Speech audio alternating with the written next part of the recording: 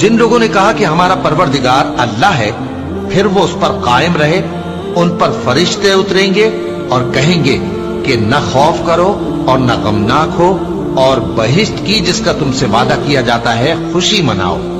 हम दुनिया की जिंदगी में भी तुम्हारे दोस्त थे और आखिरत में भी तुम्हारे रफीक हैं, और वहां जिस नेमत को तुम्हारा जी चाहेगा तुमको मिलेगी, और जो चीज तलब करोगे तुम्हारे लिए मौजूद होगी।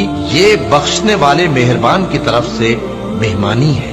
और उस शख्स से बढ़कर बात का अच्छा कौन हो सकता है जो अल्लाह की तरफ बुलाए और अमल नेक करे और कहे कि मैं मुसलमान हूं। और भलाई और बुराई बराबर नहीं हो सकती, तो सख्त कलामी का ऐसे तरीक से जवाब दो जो बहुत अच्छा हो।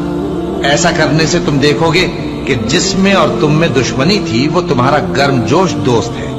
और ये बात उन्हीं लोगों को हासिल होती है जो बर्दाश्त करने वाले हैं, और उन्हीं को नसीब होती है जो बड़े साहिब नसीब हैं। और अगर तुम्हें शैतान की जानिब से कोई वसवसा पैदा हो तो अल्लाह की पनाह मांग लिया करो।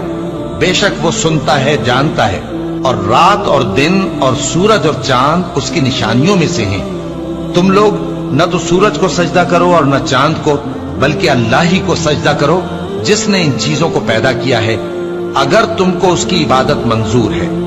फिर अगर ये लोग सरकशी करें तो अल्लाह भी इन